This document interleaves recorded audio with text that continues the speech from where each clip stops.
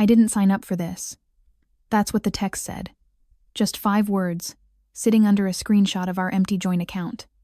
My name is Lila Bennett, 32 years old, head mechanic at Wilson's Auto in Spokane.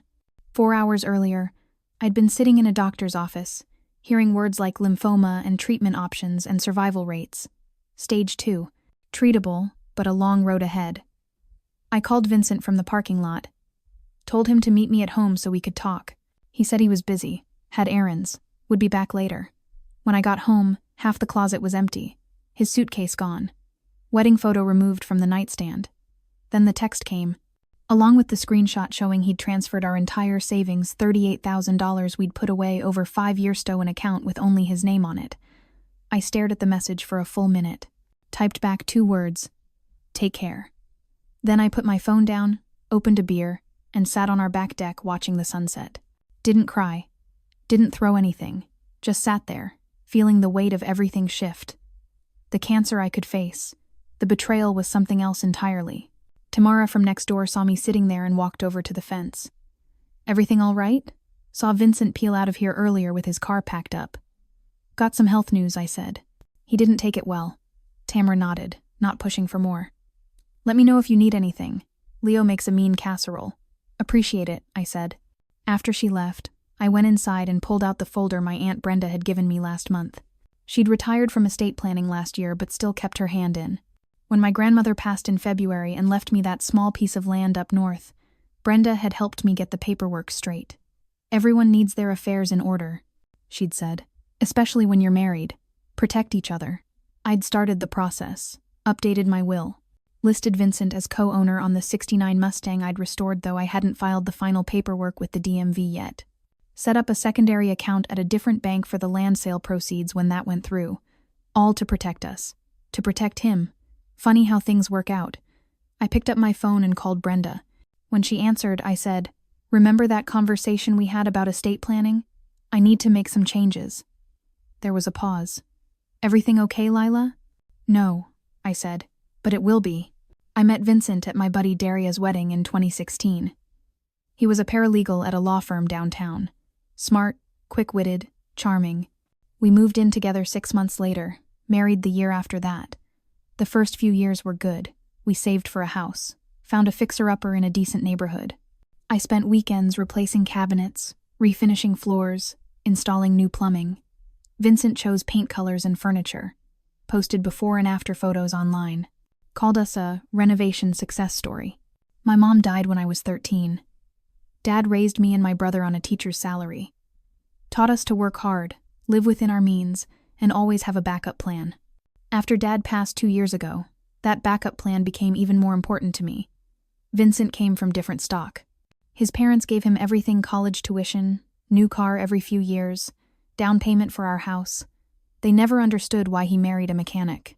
His dad, a corporate attorney, always introduced me as Vincent's wife, rather than using my name. Looking back, I see the cracks started forming well before my diagnosis. 3 months ago, Vincent started talking about moving to Seattle, said there were better opportunities there. I resisted. My job was solid. We had friends here. The house was almost paid off. He got quiet after those conversations. Distant. Spent more time with friends I'd never met. Then came the small comments that stung more than they should have. "Don't you want to do something more with your life than fix cars?" My college roommate's husband just made partner at his firm. They're building a vacation home. Sometimes I wonder what would have happened if I'd moved to Chicago after graduation instead of staying here. I ignored the signs. Told myself every marriage has rough patches, that we'd work through it. When I found the business card for an apartment complex in Seattle tucked in his wallet, I still didn't confront him. Just quietly called my Aunt Brenda to discuss updating our legal paperwork. Started documenting our assets, just in case. 2 weeks later, I went to the doctor for what I thought was a persistent cold. Found the swollen lymph nodes instead, then the blood tests, the biopsy. The night before my final diagnosis, Vincent and I had dinner at our kitchen table. He talked about a worker's promotion. I watched his face, wondering if he'd noticed the fear in mine. "Everything okay?" he finally asked. "Yeah," I lied. "Just tired." He nodded and kept eating. Didn't push further. Didn't really look at me. That should have told me everything I needed to know. 3 days after Vincent left, I started chemotherapy. First session hit me harder than I expected. The nurse showed me to a recliner, hooked up the IV, and asked if my ride was in the waiting room. Took an Uber, I said. My husband's out of town. She gave me a look I couldn't quite read, then patted my arm. First one's the hardest. You'll get through this. I nodded, not trusting myself to speak. Hadn't told anyone except Tamara next door that Vincent was gone for good, not just out of town. Somehow saying it aloud would make it more real, more shameful. When I got home, there was a casserole on my front porch with a note from Tamara's husband. Made too much. Enjoy. I knew it was a lie, but I appreciated it anyway. I tried to eat, but couldn't keep anything down. Ended up on the bathroom floor, sweating and shaking, alone. That night, I called my brother Elliot in Portland. Told him everything, the cancer, Vincent, the money. He wanted to drive up immediately. I asked him to wait, needed to sort some things out first. The next morning, I called my bank. Discovered Vincent had emptied our accounts 40 minutes after I called him from the doctor's office. Before he even knew the details. Just knew I was sick, and that was enough for him to run. Something shifted inside me.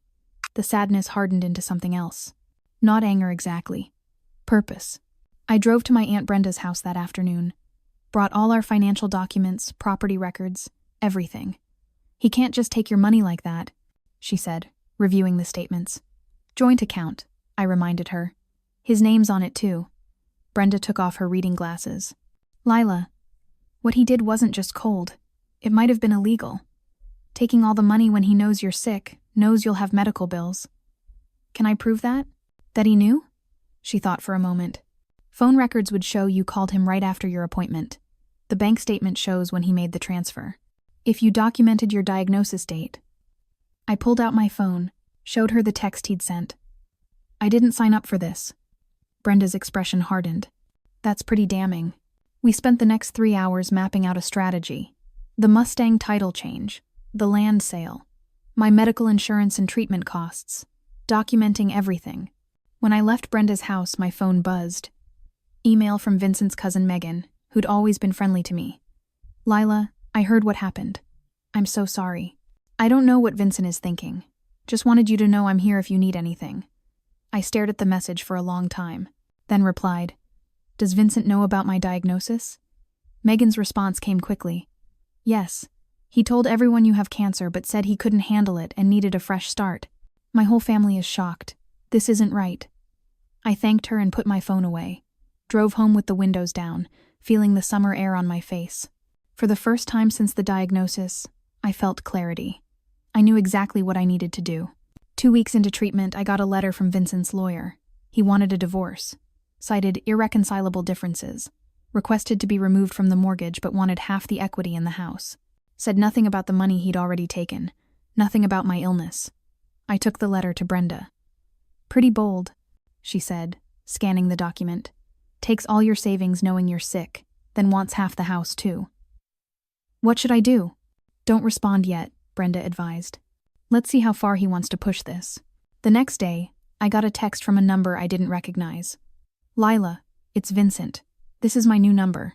I know you're upset, but we need to figure this out. My lawyer says I'm entitled to half the house.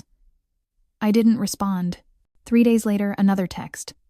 Lila, being childish won't help. I know you're going through stuff, but I have rights too. Going through stuff.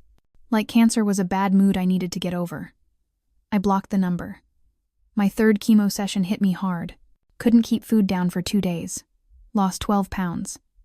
Elliot finally came up from Portland. Stayed for a week. Cleaned the house. Stocked the freezer with meals. Drove me to appointments.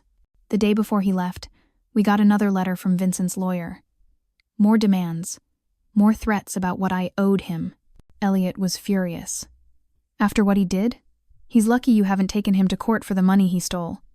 We'll get there, I said. The following week, I received a certified letter from the bank. Vincent had tried to remove my name from our joint credit cards but couldn't without my signature. He'd also attempted to access our safe deposit box, the one containing the deed to the house, the Mustang title, and my grandmother's will. The bank had denied him access when he couldn't produce the second key, my key. I called Brenda immediately. He's getting desperate, she said. Probably realized he left loose ends. What's my next move? Let's close that safe deposit box. Move everything to a new one in your name only. and I think it's time to file those title changes for the Mustang. I took a sick day, though every day was a sick day now. Went to the bank, closed the box, opened a new one. Went to the DMV, removed Vincent's name from the title that had never been finalized. That night, another text from a new number. You changed the Mustang title? That car is half mine. You put my name on it. I stared at the message. How did he know already? I'd only filed the paperwork that morning. Then it clicked. He must have someone at the DMV feeding him information. Or the bank. Someone watching my moves. I called Brenda. I think he has help. Someone telling her what I'm doing. Brenda was quiet for a moment. His father has connections. Wouldn't put it past him. What do I do? Feed them wrong information, Brenda said. Let's set a trap. The next day, I called the realtor who'd been handling my grandmother's land sale, asked her to pause the process. Made sure to mention on the call that I was exploring other options for liquidating assets. Then I called my investment bank, where I had a small 401k from a previous job. Asked about early withdrawal procedures. Made it clear I was considering all options due to medical bills. I waited to see what Vincent would do next. 2 days later, his lawyer sent a new letter demanding a portion of any proceeds from the sale of inherited property and a fair division of all retirement accounts. Brenda smiled when I showed her the letter. He took the bait. Now what? I asked. Now we show our cards, she said. I spent the next month focusing on my health. The treatments were brutal, but the doctors seemed cautiously optimistic. My hair was gone, I'd lost 30 pounds, but my numbers were improving. Elliot came up every other weekend. Tamara and Leo from next door checked on me daily. My boss cut my hours but kept my health insurance active. I was surviving both the cancer and Vincent's departure. Some days were harder than others. Some nights I woke up reaching for someone who wasn't there. But mostly, I stayed focused on the next step, the next treatment, the next move in the chess game Vincent had started. Brenda called on a Tuesday morning. We got the documents from his bank. Want to guess what he did with your money? Tell me. Transferred it to a new account, then immediately wrote a check for $30,000 to his parents. I sat down. Why would he do that? My guess? Trying to hide it. Make it harder to trace or recover. Can he do that? No, Brenda said. That's the beauty of it. He transferred joint funds during a known medical crisis, then tried to hide the money through a third party. The judge is going to hate that. I thought about it. I don't want a long court battle, Brenda. I don't have the energy for that right now. Trust me, it won't get that far. Once his lawyer sees what we have, they'll settle. 2 days later, I was leaving my treatment when I spotted a familiar car in the hospital parking lot. Silver BMW. Vincent's father. He was sitting behind the wheel, watching the hospital entrance. Watching for me, I walked straight to his car, knocked on the window. He rolled it down, face composed in that lawyer mask I knew well. Lila, you look unwell. Cancer will do that. Why are you here? Vincent is concerned. Says you're being unreasonable about the divorce proceedings. I almost laughed. Is that what he calls it? Unreasonable? He's prepared to be generous given your situation. A fair division of assets, including the house. After he took every cent we had, after he left the day I was diagnosed, he had the decency to look uncomfortable. He was upset, emotional. People make mistakes. This wasn't a mistake. It was a choice. He sighed. Lila, be practical. You're sick. You need to focus on getting better, not fighting a legal battle you can't afford. That's when it hit me. They thought I was desperate. Thought I was broke after Vincent cleaned out our accounts. Thought I'd take any settlement just to avoid a fight. They had no idea about the land sale. No idea I'd removed his name from the Mustang title before he could claim it. No idea I'd documented everything. Tell Vincent I'll have my response to his lawyer by Friday, I said, turning to leave. Lila, he called after me. Don't make this harder than it needs to be. I didn't look back. On Thursday, I met with Brenda and the real estate lawyer she'd brought in, Catherine Chen. We reviewed everything, the bank records showing Vincent's withdrawal immediately after my diagnosis, his text message, the witness statement from Megan confirming Vincent knew about my cancer, the check to his parents. This is clear-cut financial abandonment, Catherine said. Plus the attempt to conceal marital assets. No judge will look kindly on this. So what's our move? I asked. We file our own divorce action, she said. We demonstrate abandonment during medical crisis, financial malfeasance, and attempted concealment of funds. We request full recovery of the missing funds plus legal fees. Will that work? I asked. Catherine smiled. I've never seen a cleaner case, but I don't think it will get that far. Once they see what we have, they'll fold. And if they don't? Then we go to court, and he loses everything, including his reputation. For the first time in months, I felt something like hope. On Friday morning, Catherine sent our response to Vincent's lawyer. A complete divorce filing with all the evidence, attached bank records, text messages, witness statements, medical documentation, everything laid out in cold, clear detail. By noon, Vincent's lawyer requested an emergency meeting. That was fast, I told Brenda over the phone. They weren't expecting you to have ammunition, she said. They thought you were too sick, too broke, or too beaten down to fight back. The meeting was set for Monday. I spent the weekend resting, preparing mentally. On Sunday night, I got a text from yet another new number. This is cruel, Lila. I made a mistake, but this is vindictive. My parents can't give the money back right now. You're trying to destroy me. I stared at the screen. Vindictive? I wasn't the one who abandoned a sick spouse and stole their life savings. I wasn't the one hiding behind lawyers and parents. For the first time, I texted back. Actions have consequences. Monday morning, I met Brenda and Catherine at her office. They wanted me there, but advised me to say nothing unless directly asked a question. Vincent arrived with his father and his lawyer, a thin man with expensive glasses and a permanent frown. He looked good, tanned, rested. Like the past few months had been a vacation while I'd been fighting for my life. He wouldn't meet my eyes. His lawyer spoke first. We've reviewed your filing. While we disagree with your characterization of events, my client is willing to negotiate a settlement to avoid unnecessary conflict. Catherine smiled. Let me be clear. This isn't a negotiation. It's a courtesy meeting before we proceed to court. Your client abandoned his wife upon her cancer diagnosis, emptied their joint accounts, attempted to hide those funds through his parents, and then demanded additional assets. We have documented everything. Vincent shifted in his seat. His father leaned forward. Surely we can reach a reasonable. Your son transferred his wife's medical emergency fund to you. Catherine cut in. We have the check records. Will you be returning those funds today, or shall we add you to the lawsuit for accepting fraudulently obtained marital assets? The room went silent. Vincent's lawyer cleared his throat. What exactly are you demanding? Catherine laid out our terms. Full return of the $38,000. Vincent to relinquish all claims to the house, the Mustang, my grandmother's land, and my retirement accounts. He would assume responsibility for all legal fees. In exchange, I would not pursue criminal charges for financial fraud and abandonment. This is robbery, Vincent's father muttered. No, Catherine replied calmly. Robbery is what your son did. This is justice. The meeting ended with Vincent's lawyer asking for 48 hours to consider our terms. As we left the conference room, Vincent tried to catch my eye. I walked past him without slowing down. In the elevator, Brenda squeezed my shoulder. You did good in there. I didn't do anything, I said. Just sat there. Sometimes that's the hardest part, she replied. 2 days later, Catherine called. Vincent had accepted all our terms. His parents would return the full $38,000 within 30 days. He would sign the papers relinquishing all claims to our property. It's over, Catherine said. You won. But it didn't feel like winning. It felt like the end of something I once thought would last forever. Like closing a book halfway through the story. Still, for the first time since my diagnosis, I slept through the night.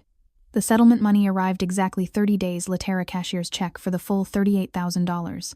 I deposited it immediately, then called my oncologist's office to pay down my medical bills. The nurse who'd been with me from the first treatment, Julia, was at the front desk when I arrived.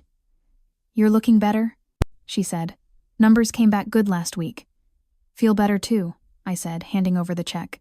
She glanced at the amount. Insurance came through? Something like that. The divorce was finalized a week later. I signed the papers at Catherine's office, feeling strangely empty. Not sad. Not angry. Just done. What now? Brenda asked as we left the building. Finish treatment. Get better. Figure out what's next. She nodded. The land sale should close next month. That's another $65,000. And if you decide to sell the Mustang... Not yet, I said. I'm not ready to let go of everything. That evening, I sat on my back deck with a glass of water, watching the sunset. The nausea from chemo had finally subsided. My hair was starting to grow back patchy, but there. The doctors were using words like responding well and promising outlook. My phone buzzed. Email from Megan, Vincent's cousin. Lila, I heard everything's finalized. I'm so sorry for what my family did to you. Vincent's parents are selling their Lake Coeur d'Alene cabin to cover the money they owe you. My aunt is furious, blaming you instead of Vincent. But I wanted you to know some of us understand what really happened. I hope you're doing better. You deserve that much. I put my phone away without replying. Didn't need to engage with Vincent's family drama anymore. It was time to focus on healing, on rebuilding, on whatever came next. 6 months later, my oncologist said the words I'd been waiting for. Complete remission. I sat in her office, letting the news sink in. Not cured lymphoma could always come back. But for now, the cancer was gone. The battle won. What happens now? I asked. Regular checkups, blood work, scans every 6 months. But for now, Lila, you go live your life. That evening, I made 2 calls. First to Elliot, who screamed with joy. Then to my buddy Jolene in Missoula, who'd been offering me a job at her custom auto shop for years. Still got space for me? I asked. Hell yes, she said. When can you start? A month later, I sold the house in Spokane. Used the money to buy a small cabin outside Missalatwo bedrooms, a garage big enough for my tools and the Mustang, and mountains visible from every window. The day I drove out of Spokane, Tamara and Leo from next door came to say goodbye. Tamara handed me a casserole for the road.